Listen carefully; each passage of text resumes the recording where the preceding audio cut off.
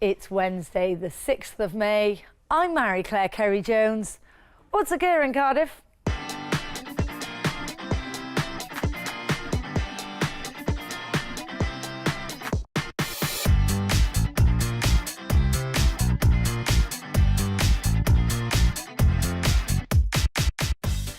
Welcome to the programme. Today I'm at Celtic Prop Hire in Llanishen. So pack your bags and join us on a journey around this amazing warehouse. And of course we'll also have books, music and the theatre as well. It's a very clever piece of writing actually, because it's a play within a play, but it also acknowledges that. It acknowledges its own theatricality, and we show the audience how we're going to do it. We show them how we're going to, create a horse and cart, and, we show them that really there's nothing there. In this particular fast-moving novel, set in Blandings Castle, we have the usual comedy of errors where a bunch of upper-class caricatures play out an unfeasibly unrealistic plotline with little of any substance achieved in terms of changing even their own little self-contained world at the end of the whole breathtaking charade. And I miss you still in every way as the days grow short, the summer does fade. I miss you still. What can I say? So we have a real treasure trove of stories and guests for you on today's programme. And we're going to kick it all off by taking a look around here at Celtic Prop Hire.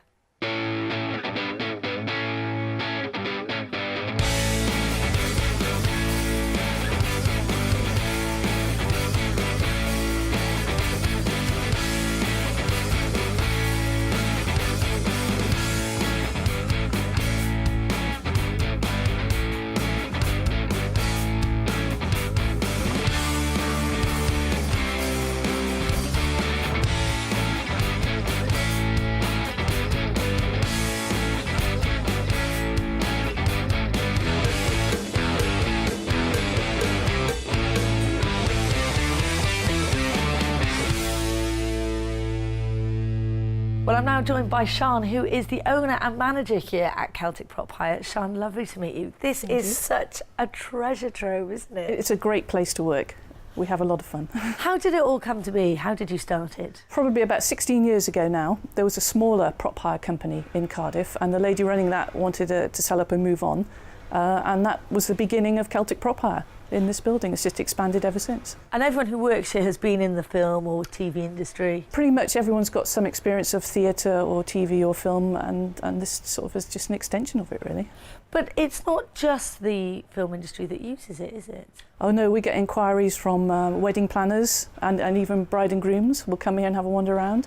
Event parties, birthday parties, and we do a lot for schools and colleges as well. We're quite happy to support them. Oh, which is great to be able to work in the community. Exactly, yes. But I suppose the sort of TV and film industry is your main outlet. That's the main source of income, because they'll come in and they'll fill a van with props for Doctor Who or Casualty or Stella, and obviously they'll keep them for a week or 2 weeks or 3 weeks, so that's the main bulk of the income, yeah. So that must make a big difference to you with the number of productions that are now being done here in Wales. Definitely. Ever since Doctor Who started up, there's been a real influx of productions to Wales, independents as well as BBC dramas, and it's been great for the industry.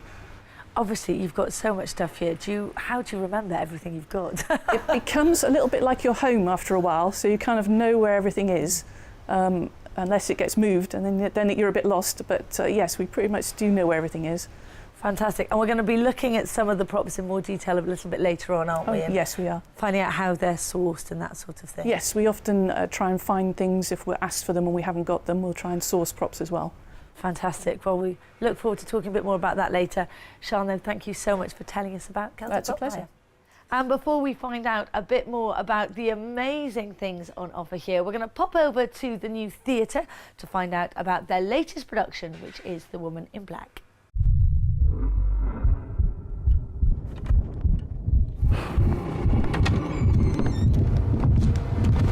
I play the actor in The Woman in Black. The actor is a super confident young guy who is asked by Malcolm's character to help him tell the tale that he has to his friends and family so he can exorcise the demons of his past.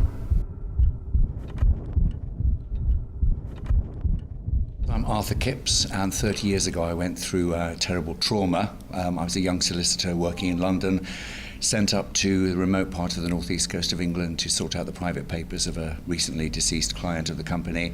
Went through terrible experiences, and now hiring a young actor to help me tell that story.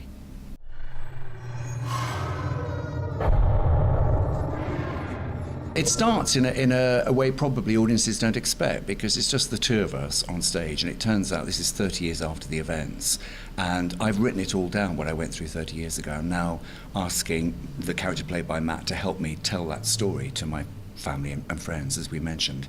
And then Matt has this great idea that we will actually act it out, and he becomes the young Arthur Kipps, and I will become all the other characters in the story. We're going to perform it. So we then start rehearsing a play, and that's the point that we go into the story that the audience might know from the Susan Hill novel that she wrote in 1983, which is a cracking ghost story. Yeah, it's a very clever piece of writing, actually, because it's a play within a play, but it also acknowledges that. It acknowledges its own theatricality, and we show the audience how we're going to do it. We show them how we're going to, create a horse and cart, and, we show them that really there's nothing there. We're just in a theatre, we're telling the story, and of course that makes it all the more frightening when the scary stuff starts to happen.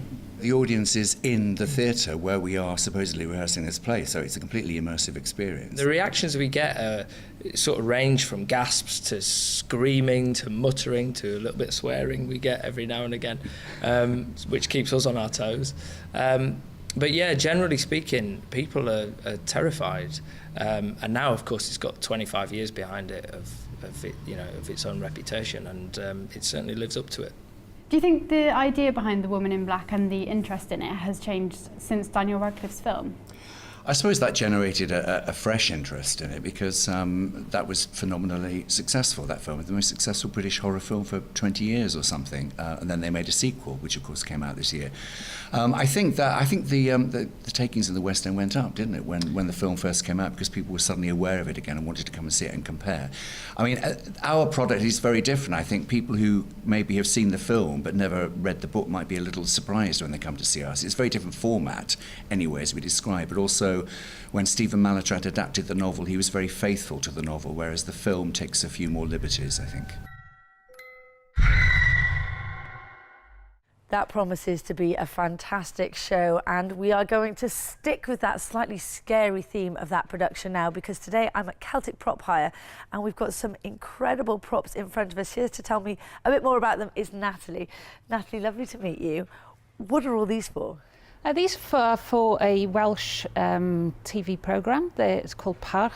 These are actually continuity props, so they've been out once already. They've been out on the shoot, they've then finished, come back, and the production company now need them back again to make sure that continuity is right, and they can sort of do the small tighter shots and the links.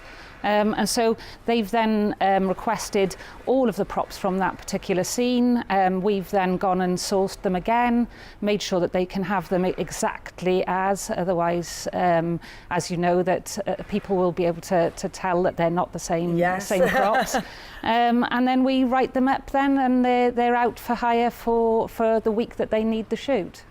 Obviously, there's a fantastic selection here, but this is just a tiny section of what you've got here. I think we've got a real array around us. I'm loving the severed head. What's that from? It's a bit gruesome. We have actually been able to source a number of props from Atlantis. They gave us a call and said that obviously the series were discontinued, so would we like to come and get some of the props?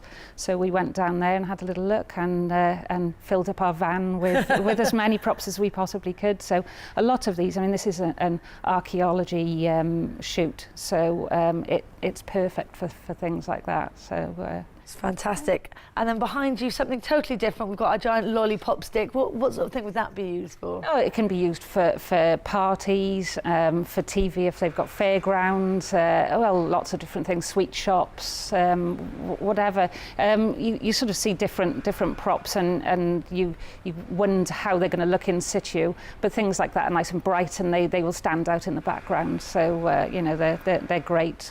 But we've got props for any eventuality that you need to suit anything, really. So what about Dolly the sheep there behind us? Dolly the sheep was out recently. That was on Stella, I believe, on a butcher's shop scene. Quite funny to see it going out of here because it went out in the front of a Mini. So the lady driving it had it seat belted up and out it went. So which is a show in itself, I yeah, suppose. absolutely. Oh yeah. Actually, speaking to the designers and the prop buyers, it is a program in itself. Quite often, they're great to work with. Really good fun. Well, Natalie, I think we've got the palm tree behind us, so you and I should go and have a little drink under that now after chatting about all these props here. Absolutely. And while we do that, I'm afraid you're going to have to sit through the ads, but don't go anywhere because we'll be back with more from here at Celtic Prop Hire in a few minutes' time.